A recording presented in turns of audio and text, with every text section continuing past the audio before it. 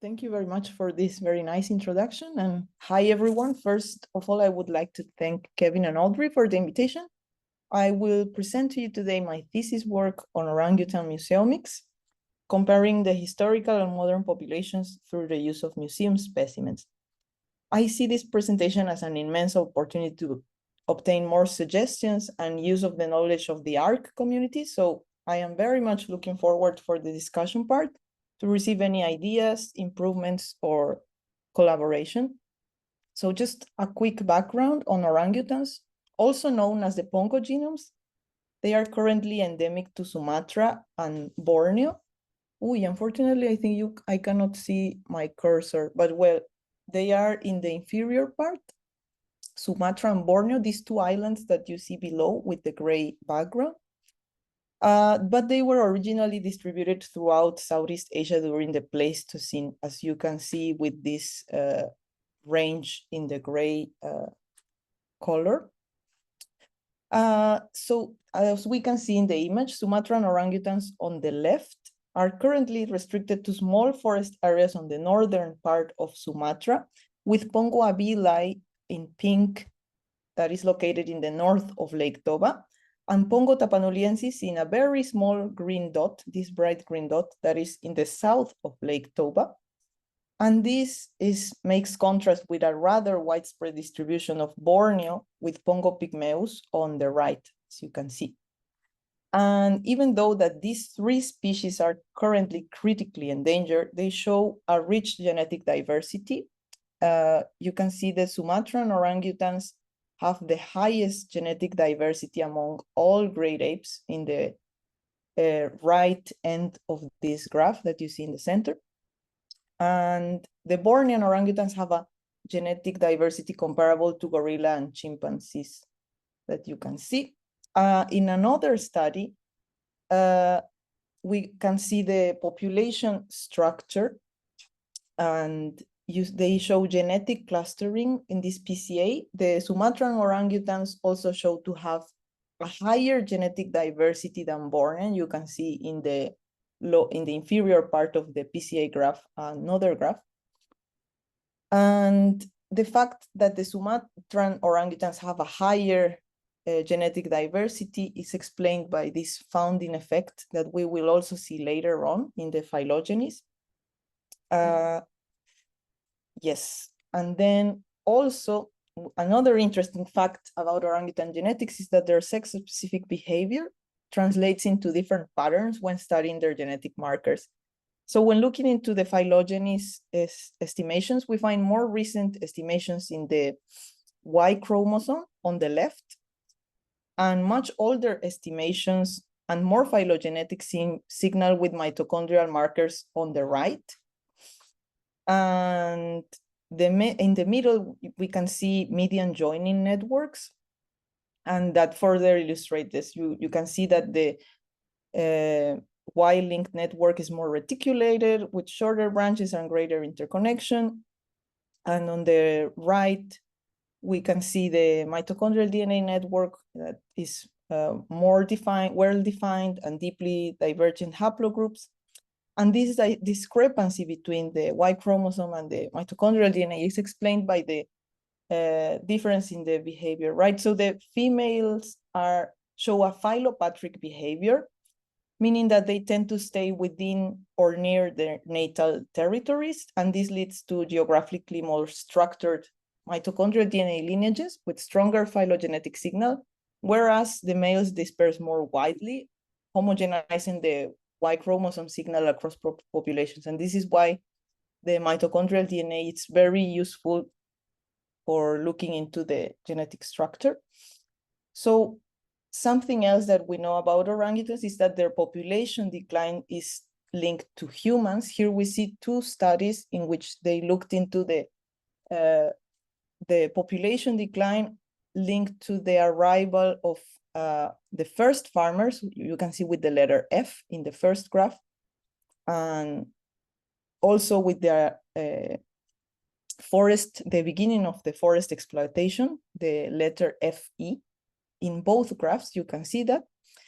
And also these two studies imply that the orangutan haplotypes or clades that could have been lost, these are linked to the start of the forest exploitation. And if to this we add the fact that there is an ongoing large-scale deforestation by humans, and that to obtain samples in Indonesia, there is a very long bureaucracy procedure, and it takes several months, and also that there are political and social issues, we can confidently say that it's almost impossible to obtain orangutan samples for genetic studies. So then this brings more the importance of using museum collections.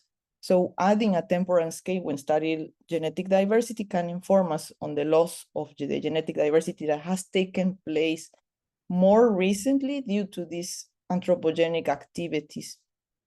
And if we also know that the onset of recent declines in many great apes, such as the orangutans, it coincides with the establishment of many collections, museum collections 200 years ago. So then this leads us to the goals and how my thesis is structured in these two chapters, in which in the first chapter, I will use museomics to improve and extend the orangutan's mitochondrial genetic analysis. And in the second part of this study, using ultra-low coverage genomes from these museum specimens to explore the consequences of orangutans' population decline. So this, we had a total of 66 museum specimens that we sampled, but then we will see later that we filtered out some. I sampled, whenever was possible, the petrous bone from the skull and the teeth, because they have a higher yield and less human contamination. But of course, when this was not possible, and I only had access to skeletal bones, these were also used. And when there was not enough information on the databases or on the same specimen records, we looked into the journals of the explorers. So for example, for the Munich collection, the Emil Selenka's journal was super useful because as you can see in the image, he even drew a very detailed map. And for the collection from the University of Zurich, it helped a bit using Adolf Schultz's field notes. He didn't have a map, but he also wrote sometimes when there were orangutans that were from the same family. If they were from there was a progeny, then we discarded these ones. So to sum up these methods, the sampling of these, the bones that I just mentioned, then the extraction and the purification using a standard protocol, and afterwards the DNA library that I use, the seriously protocol. Then the shallow sequencing was sent to a company. Then I received the raw data and I processed it with this genomic data pipeline that is specialized for ancient DNA called EGER2. And then I calculated the human contamination with another software called HuContest.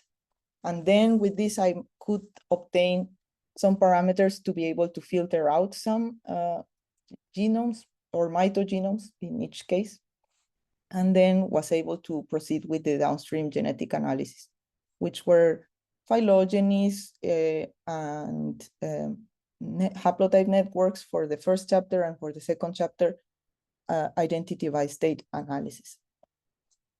So for the first chapter, I filtered out the samples that had a human contamination higher than 30%, and I filtered out the samples that had a genome coverage smaller than 3x. So this left me with 38 historical mitogenomes and 51 modern mitogenomes.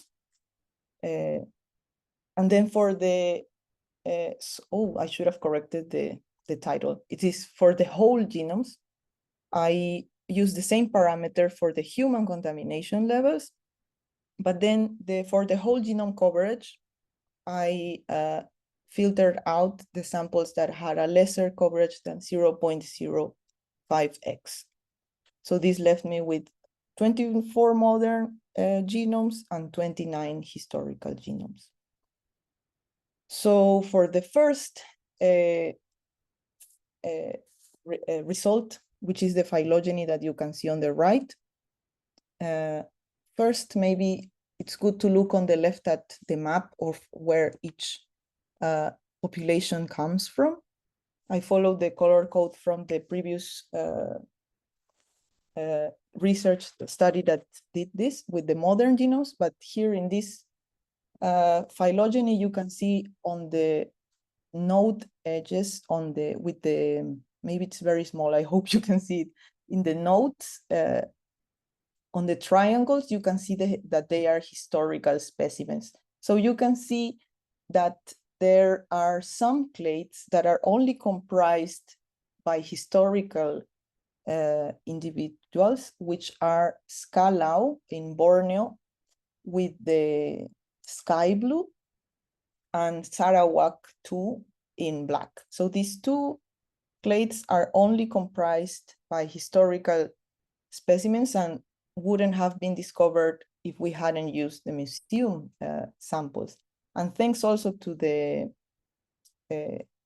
but there is also another clade, which is clade X, that has one modern sample, but since it comes from a rescue center, we didn't have so clear where the provenance of this individual comes from, which meant that we couldn't really attribute it to a geographical region. But we know that it is clading next to central Kalimantan on the darker green. So then we speculate that maybe it's on a neighboring region to this part.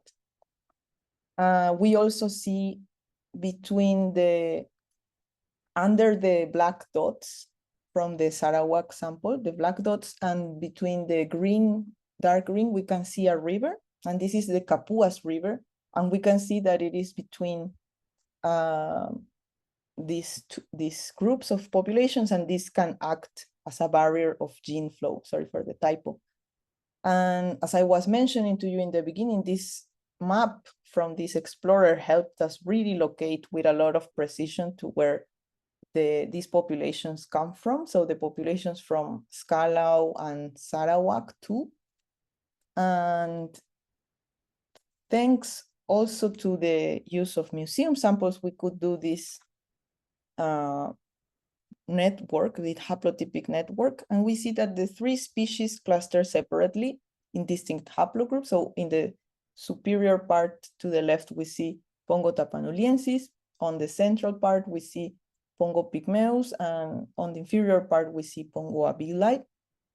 And the Pongo tapanuliensis groups closer to Pongo pygmeus, which is the Bornean orangutan, and this explains the founder effect of the Bornean population. So this means that first, when the ancient lineages of orangutans were evolving, the lineage from the Pongo tapanuliensis that now belongs to Pongo tapanuliensis then migrated towards Borneo.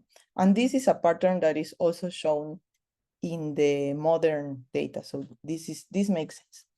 And then the Pongo pygmeus clusters separately in most historical and modern haplotypes. So then this is interesting because already in such a few generations time, it is already different. And also in Pongo abeli, the haplogroups have more mutational steps between each other. So they are more far apart than in Pongo pygmeus, and this is also reflected the higher genetic diversity that the Pongo abeli has.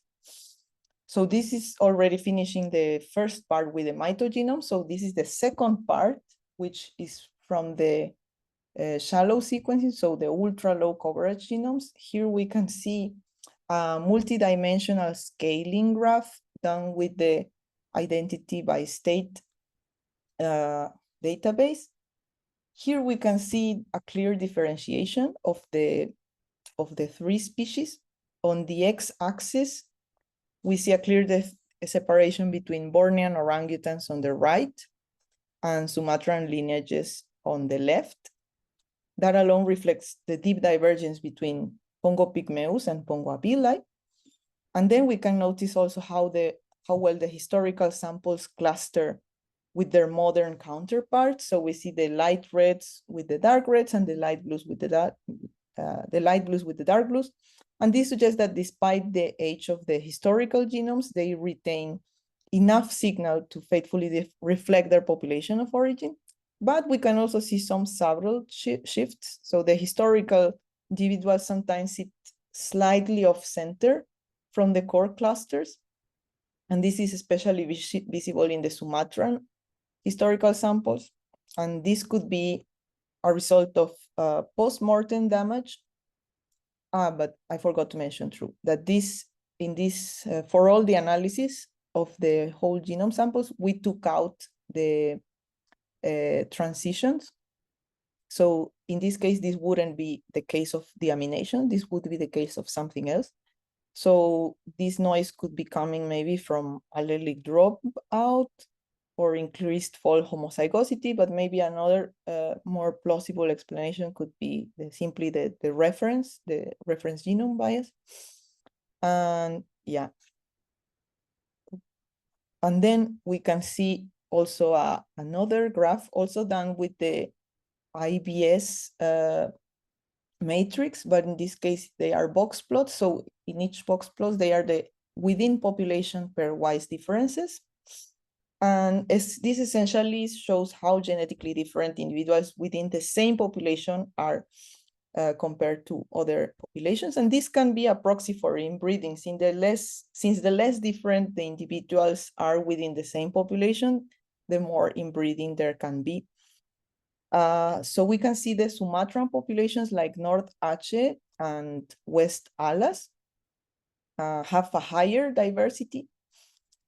The first three populations are from Sumatra and the rest are from Borneo. So also we can see that many Bornean populations, such as Clade X and Scalau, which are the new ones that we discovered, they show much lower diversity. And this suggests that the Bornean populations might have gone through bottlenecks, or they could have been more genetically isolated, whereas the Sumatran populations may have been larger or more connected historically. And it is interesting that populations that, like East Kalimantan, in this pink, or Sarawak in blue, have diversity levels similar to the Sumatran groups. So they also have higher levels of genetic diversity, which could hint at a more complex demographic histories, or maybe even recent admixture.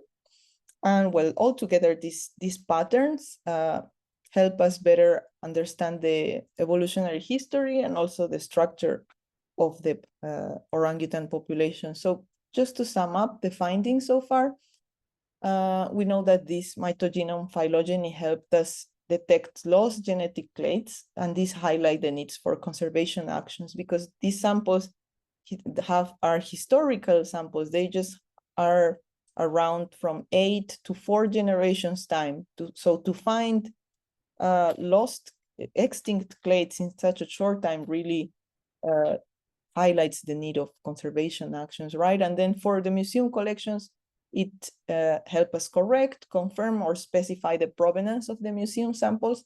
And then this can allow us to do further genetic analysis, like the ones that we did later on with the whole genomes.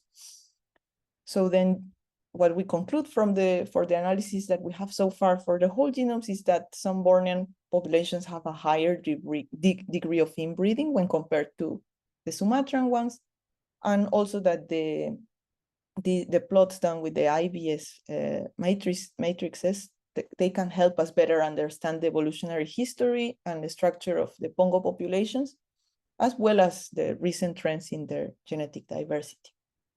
So I just put the names of the people that help in alphabetic order, but yeah, I think this job wouldn't have been possible without all of them. And then the picture is from my lab as well, that of course they are an amazing help. And there is my email in case you have like any things you would like to say, but of course, I would love to hear your ideas or feedback.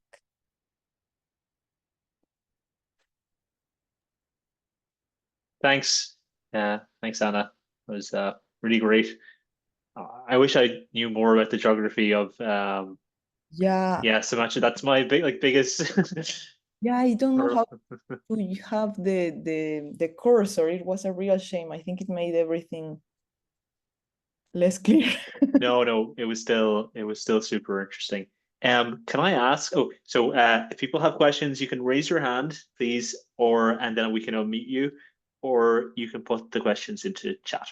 I actually I had two questions. I'll ask the first one because I think it's a bit more reasonable. Have you tried looking at the Y chromosomes then, given that they're fairly well characterized already, and maybe you could do something with Yeah, try and that's a type good them? idea. Actually, I haven't done it, but it could be something good to look at, since like not much more can be done with the whole genomes. Maybe it would be good to look at the Y chromosomes as well. Yeah, I know it might be like you said, there's such strong sex differences in like the genetic structure, so maybe it won't give Yeah, you a strong signal. I don't. yes. I mean, it would be interesting just to see what comes out. Yes. Um, does anyone have any other questions? I actually have a second one. I was actually, it was just at the end. It was your choice of groupings where you did the um like the pairwise comparison of IBS values. So just out of interest, did you choose these based on the mitochondrial genomes? Like the Yes. Yes. WK Sarah? Okay, cool. Yes. But then actually you see that I actually forgot to change the names. I'm sorry. So then you see the last three, and then just look at the West Kalimantan Sarawak. I actually changed the name. That should be Sarawak 2-1 and Sarawak 2-2. Because I had so many historical samples there that then I had to divide that group into two. Yeah. And then actually, if you look also at the mitochondrial, at the mitogenome phylogeny, this one, the Sarawak2, is actually also subdivided in two groups. And this is how I went about it. Okay. Yeah. Yes. And so just out of interest, so are there samples which are both historic and modern within these groupings? So it's kind Yes, of a yes, geography based. they are mixed. The historical and modern here are mixed. Okay. Except for the ones that I mentioned that are only historical. So, for instance, Yeah. Kalau and the one that was subdivided into. Yeah. Okay. So okay. Sorry, I'm trying to link the patterns with the tree. I think Yes. if I had this in a yeah, more to me it would be Yes, it's a lot it's of cool information though. No, because but it's awesome. Yeah. because also I think this just portrays, no, the orangutans have so much like genetic diversity subdivided in these populations. Yeah. I'll just there's a orangutan in Dublin Zoo which actually died today. It was Oh, 44 years old, oh no. which means like everyone in Ireland has seen it in the last 4 decades if they visited like Wow. it was kind of the group's matriarch. Oh, it was a female. Okay. Yeah. Actually, can I ask something biological Mm. related? And that's the third species which was recently discovered, right? The Yeah, Tapanuliensis. It was like the green dot that you see. exactly. Yeah. Yes. And so is this sample a historic or modern one? This one is modern. Like this, Okay. I never found like the historical one. I tried, but then I didn't have access. And then, I mean, when I did the mitochondrial phylogeny, none of the historical samples clade within the Batang Toru, which is the name of the locality, the only locality where you find the Tapanuli orangutans. Okay. And is there much of like a behavioral or other kind of biological differences between this species and the two other ones which have been kind of I mean, longer established? I mean, in the paper that they published on the 2017, they mentioned that there were some behavioral differences, but I don't remember which ones. But what I remember is that they were debating a lot because they only did this showing. So for example, for the genomes, I think they only have 3 genomes, mitochondrial genomes. And for the whole genomes, I think they only have 2 or 1, if I'm not mistaken. 2, I think they have 2. And the morphology, I think they only had skulls, and then they only had 2 skulls, I think. So then many people were criticizing a lot, no, that maybe it is not enough, that the size of the skulls, I think, was different. I don't remember which one was bigger. Mm-hmm. Yeah, I think any kind of species designation is always a bit tricky Yeah. or contentious. We have 2 questions in the chat. So Matthias says, "Great talk. From what I understand, you're using single-stranded libraries. Have you Yes. considered using damage masking adapted to those libraries to avoid losing all transitions?" Sorry, what part? What damage? What? Damage masking adapted Damage to those masking. libraries. So I guess that's probably single strand specific, maybe soft clipping or something more an intelligent masking of transitions at the ends of reads, so you keep transitions in the center. I never worked with single strand data myself. Maybe you put more thought into this, Anna. No, I mean, apart from this, I did apply the soft clip that I remember, like we talked about with Kevin, but then apart from that, I didn't do any other type of, but would be good to look into. Yeah, there might be some, there might be single strand specific Okay. patterns. Yeah.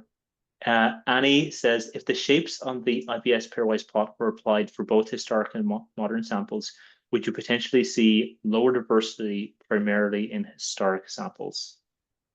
Can you repeat the part that said before? Would you? If the shapes on the IBS pairwise plot were applied for historic and modern samples, would you potentially see lower diversity primarily in historic samples? This is actually what I plan to do after doing this graph. If they're like also do the dots, but differentiating it with the historical. But yeah, this is what I would expect, that the historical dots, the pairwise comparison of the historical samples would be like below on the inferior part.